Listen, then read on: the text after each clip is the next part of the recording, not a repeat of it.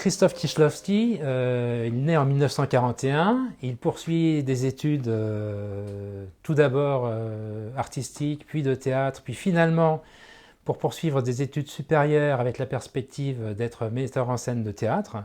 Il va entrer à l'école de cinéma et de théâtre de Łódź, et c'est là qu'il va finalement décider d'être réalisateur de films. Pour Kieślowski, ça sera d'ailleurs le thème de son mémoire de fin d'études, la chose qui compte, c'est le documentaire, c'est la description de la réalité. Pourquoi? Parce que très rapidement, il faut se souvenir qu'on est dans la République populaire de Pologne des années 1970. Donc le quotidien des gens est montré à la télévision ou aux actualités cinéma de manière caricaturale, sous la forme de ce qu'on appelle le réalisme socialiste. En réaction à cela, les jeunes cinéastes montent un mouvement qu'on a qualifié de cinéma de l'inquiétude morale, qui était en fait un genre de pseudonyme pour dire simplement qu'ils n'avaient pas envie d'aller dans le sens du réalisme socialiste.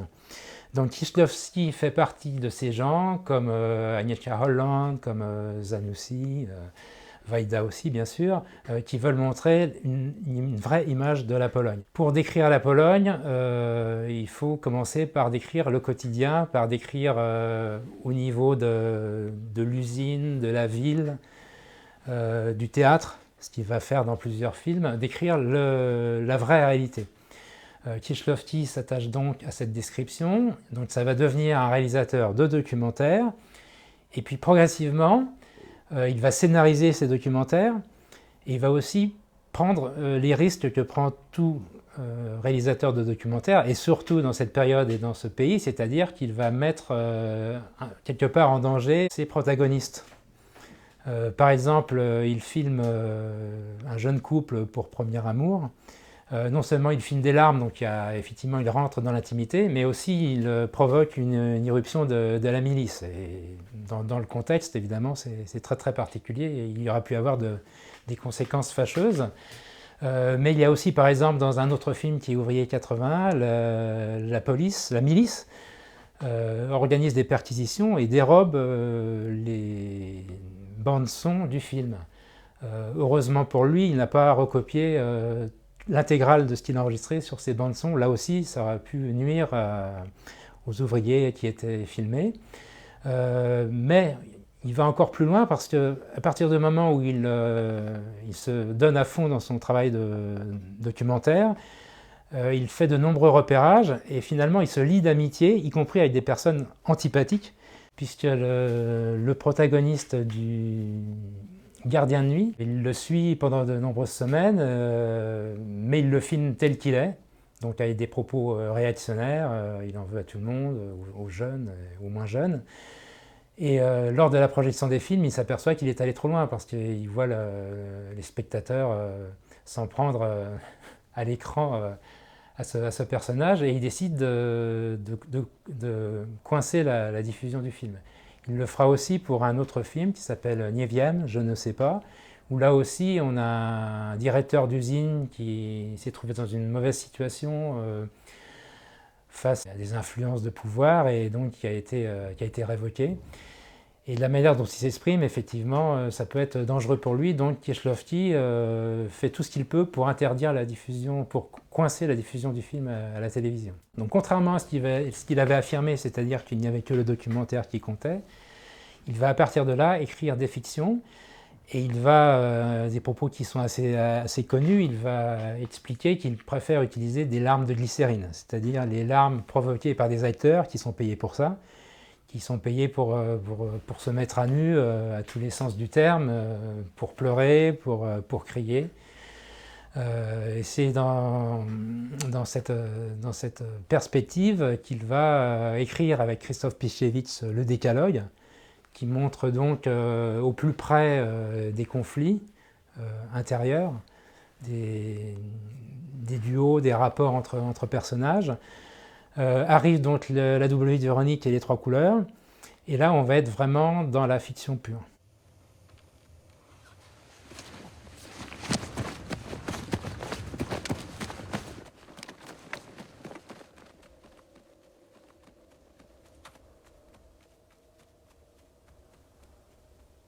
puisque Kieślowski ne filme plus de documentaires, puisqu'il filme la fiction mais qu'il veut rester précis, il va y avoir beaucoup de répétitions, de préparation, et il va demander à ses actrices et acteurs de préparer des gestes, éventuellement d'isoler certains comportements. Par exemple, pour Jean-Pierre Laury dans Rouge, quand il monte et qu'il voit son ami dans les bras d'un autre homme la nuit, il a un genre de petit rictus qu'on retrouve aussi quand il cherche Karine au restaurant. Donc une manière de bouger le visage que Kieślowski va lui demander de répéter, mais d'une manière très précise. C'est-à-dire qu'il va même compter le nombre de secondes avant que le phénomène apparaisse.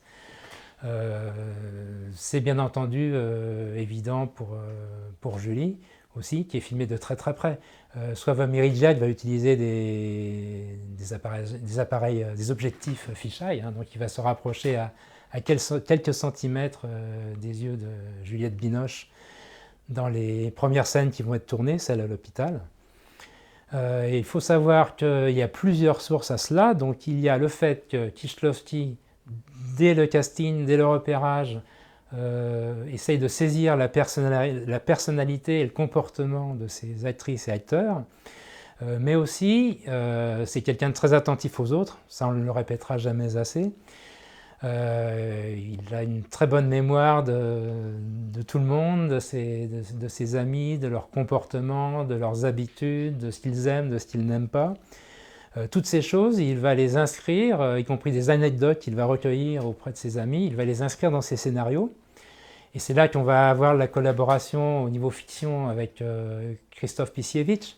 C'est-à-dire Pisiewicz, avocat, lui, il a toute une mémoire, une masse d'anecdotes et de procès qui lui permettent de fournir la matière du scénario.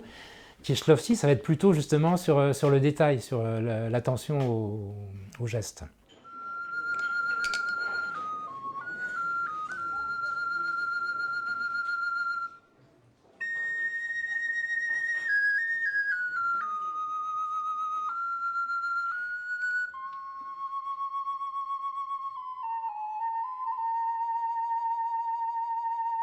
Dans l'évolution du cinéma de Kieślowski, il y a le fait que travaillant avec Krzysztof Pisiewicz sur des fictions, il travaille de plus en plus ses personnages, et notamment les personnages féminins.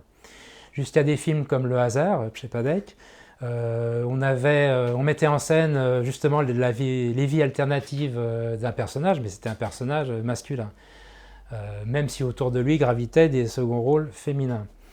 La première fois qu'on voit apparaître un personnage féminin important, c'est justement dans cette première collaboration avec le co-scénariste Pisiewicz. C'est, comme par hasard, ça vous rappelle peut-être Bleu, c'est l'histoire d'une jeune veuve dont le mari meurt légèrement avant le début du film. Donc on passe vraiment à la fiction, puisque c'est la première fois que Kieślowski, qui est passé par l'école documentaire, nous montre un fantôme. Il nous montre à l'écran, pour la première fois, un personnage mort. Mais il nous montre aussi une femme, son combat, ses essais pour retrouver une seconde vie, une vie normale après la disparition de son mari. Un peu en parallèle de la vie de Julie, qui doit poursuivre l'œuvre de son mari compositeur décédé, la femme de l'avocat décédé dans Sans fin doit poursuivre la défense d'un inculpé. Dans le décalogue aussi, bien entendu, on voit apparaître des personnages de femmes importants. On pourrait citer au moins dans le décalogue 2 une femme, Dorota, qui est confrontée à la perspective d'un enfant qui va naître, mais qui n'est pas l'enfant de son mari.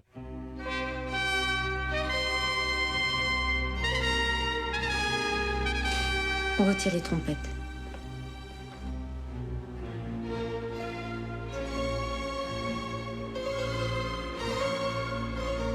Piano sul tasto. Julie, au départ du film, n'est que, entre guillemets, l'épouse d'un grand compositeur célèbre. Mais finalement, l'avantage de travailler avec ce personnage féminin, c'est que plutôt que de montrer de manière classique la vie d'un grand compositeur, il va nous montrer comment cette femme, complètement abattue par la perte de son mari et de son enfant, va devoir se reconstruire et poursuivre ce travail musical, qui quelque part va peut-être lui donner une seconde chance, une seconde vie. Et on s'aperçoit que Julie a peut-être écrit la musique de son mari compositeur. Il y a des indices. Il y avait des indices plus forts qui existaient dans le scénario, puisque vous vous souvenez peut-être qu'une journaliste du Monde cherche à interroger Julie à l'hôpital, puis elle la poursuit jusqu'au moment où Julie tente de récupérer les partitions chez la copiste. Cette femme, jouée par Hélène Vincent, dans le scénario, lui demandait de manière plus précise, ça a été coupé, Julie, est-ce vous qui avez écrit la musique de votre mari? Cette chose, elle est importante au niveau du scénario et elle change évidemment l'aspect du personnage de Julie. Julie n'est plus que l'épouse de Patrice, c'est peut-être la collaboratrice, voire l'instigatrice de ce concerto pour l'unification de l'Europe. Donc finalement, c'est Julie, personnage féminin, qui porte le film, qui porte aussi l'Europe, puisque le message quand même de la trilogie, c'était de parler de liberté, égalité, fraternité, mais aussi de porter les valeurs européennes, qui étaient importantes pour Kieślowski, puisque on est au début des années 1990, on est après la chute du mur, et tout reste à faire, y compris en Pologne. À propos du concept de liberté, on peut penser que Bleu n'évoque pas que purement la liberté. Pourtant, si on y réfléchit, quelque part, le personnage de Julie manque de liberté. Elle est enfermée dans son deuil. Et ce qui va peut-être l'amener à changer son fonctionnement, c'est aussi la rencontre de personnages secondaires. Des personnages qu'on dit secondaires, des seconds rôles, mais qui, à mon avis, sont très importants et qui d'ailleurs figuraient dans le scénario, et ces scènes-là n'ont quasiment pas été coupées. C'était le personnage de la copiste, la petite copiste qu'on voit un soir dans sa chambre avec ses rouleaux de partition. C'est finalement quelqu'un de très important pour le déroulement de l'histoire, puisque c'est elle qui va décider de conserver une copie de la musique, alors que Julie décide de détruire la musique en la jetant dans un camion poubelle. On trouve également un autre personnage, c'est la voisine de Julie. Cette femme a la vie qu'on peut qualifier de légère, puisque les voisins montent même une pétition contre elle, puisqu'elle accueille des hommes qui travaillent le soir dans un pipe show. Lui montre aussi une manière de vivre peut-être plus légère, plus libre. Elle se pose peut-être moins de questions, elle a moins de contraintes.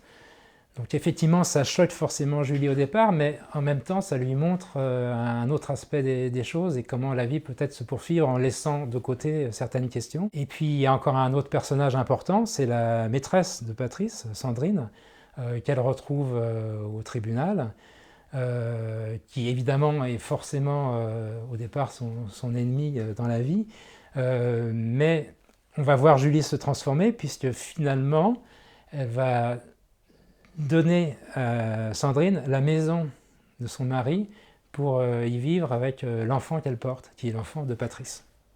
Donc là, on ne peut pas faire plus au niveau du don et du changement d'attitude.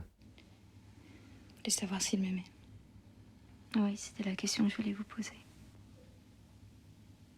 Maintenant, c'est pas la peine, je sais qu'il vous aimait. Oui. Il m'aimait. Julie. Pour Bleu, on retrouve le chef opérateur Sławomir Rydziak. J'en profite pour faire une parenthèse. Il y a un autre personnage, un autre technicien qu'on oublie toujours, que je n'ai quasiment jamais entendu citer, c'est Henryk Jedinak. C'est l'assistant de Rydziak, le chef pointeur. C'est le personnage qui est toujours en retrait lui aussi, mais qui est là pour vérifier les profondeurs de champ, le métrage. Et ce Henryk Jedinak, il apparaît dans tout le cinéma polonais. Vous le voyez chez Wajda, vous le voyez chez Zanussi, vous le voyez sur plein de plateaux polonais. Et on le retrouve là aussi dans l'aventure européenne. Et c'est bien d'avoir quelqu'un de très concentré, de très précis comme Henrik, parce que Sławomir Žižek, c'est le contraire, c'est quelqu'un de très créatif et quelquefois il s'emballe. Il a une caméra très, très légère, il travaille beaucoup à l'épaule. Il y a aussi quelque chose qui est hérité de la période polonaise, c'est que quand il tourne rue Mouffetard les scènes avec Julie, au café ou à la sortie du métro, Kieślowski se croit finalement sur un tournage polonais et on ne tient plus compte des barrages de circulation et on tourne à l'emporte-pièce et Emmanuel Finkiel, le premier assistant, s'arrache les cheveux, quoi. Parce qu'ils tiennent à conserver une certaine liberté de mouvement, à ne pas être enfermés dans le carcan de la production française qui est forcément plus lourde avec des impératifs, des figurants, des barrages. Voilà. Ils ont pris l'habitude de travailler avec peu de prise, mais aussi avec beaucoup de liberté. Et Sławomir Žižek, c'est donc l'homme des couleurs. Les couleurs jaune-verte de la W de Véronique, les couleurs cacadois de Tu ne tueras point. Et là, il va utiliser un bleu intense. On pense notamment à ces reflets bleus sur le visage de Julie, mais il y a aussi toutes ces scènes importantes de piscine. Ces scènes n'étaient pas dans le scénario, elles ont été rajoutées. Ça et les fondus au noir. On a quelque chose de très très particulier dans bleu, c'est un peu comme un genre de syncope, de rupture, l'image s'obscurcit. On n'est plus dans le fondu enchaîné, dans le fondu au blanc, on est dans le fondu au noir. Donc, il faut savoir que Krzysztof Kieślowski et son chef opérateur, puisqu'ils travaillent ensemble, font très attention au comportement du spectateur. Les fondus au noir, si vous remarquez bien, ils durent 4, 5 et jusqu'à 10 secondes. Une autre anecdote peut-être, qui a donné des sueurs froides à Muriel Coulin, qui était l'assistante caméra, donc de l'équipe française, mais l'assistante de Sławomir Žižek, c'est que peut-être vous souvenez-vous que Julie se trouve dans un parc entouré d'enfants, qui lui rappelle forcément des souvenirs, de très mauvais souvenirs. Et pour insister sur cette espèce d'irréalité de sortie du monde, on a cette fois-ci l'image qui passe au blanc. Et cette image, elle a été réalisée de manière on ne peut plus traditionnelle, c'est-à-dire en ouvrant le magasin de la caméra. Et Sławomir Žižek, donc chef opérateur, a demandé à son assistante française « Ok, tu vas là, tu ouvres 2 secondes le magasin de la caméra et tu le refermes. » Donc ça veut dire qu'ils ont voilé la pellicule et que c'était une opération très délicate qui ne pouvait pas être évidemment à l'époque visualisée tout de suite, il fallait passer en labo. Ça s'est très bien passé, mais c'était là aussi un peu comme dans la W de Véronique, du bricolage, mais du bricolage artistique.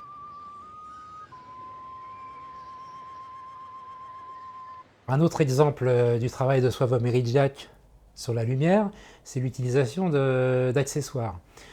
Il faut savoir que les journées de travail avec Kieślowski sont très très longues. Souvent le tournage des marteaux. Après le tournage, on a le montage, on a les répétitions pour le lendemain. Mais même donc avant la journée de tournage, on a aussi des repérages avec Sławomir Žižek, avec le chef opérateur, ce qui leur permet de mettre au point certains trucs. Et un truc fameux, c'est le lustre de perles bleues que Julie a emporté. C'est le seul lien qui la rattache à sa fille disparue. Elle accroche ce lustre dans une chambre de son nouvel appartement parisien. Et il va y avoir un choc au moment où Lucille, sa voisine, contemple et touche les perles de ce lustre, évidemment en toute innocence. Ces perles, c'était de simples cabochons de verre que les accessoiristes avaient trouvés dans le sentier. Donc ils les ont peints à la main avec de la peinture à vitrail. Donc ce que vous voyez là, ce sont de simples perles de verre. La seule chose, c'est qu'elles sont colorées. Mais ça ne suffit pas. Donc Žižek avait dessiné le schéma d'un simple cercle de carton. Donc sur ce cercle, plusieurs cercles de carton ont été accrochés des fils de nylon. Sur ces fils de nylon ont été accrochés successivement des rangées de perles bleues. Et à l'intérieur, évidemment, il a projeté une puissante lumière. Donc tout l'effet photographique génial du lustre de bleu, il tient à pas grand-chose. Il tient à une accumulation de perles de verre, à des fils de nylon et à 2 ou 3 ronds de carton. Maintenant, quand vous voyez la scène, vous oubliez les petits objets en verre et vous voyez le lustre de bleu, le lustre de Julie. Mon rêve, c'était de sauter assez haut pour pouvoir la toucher.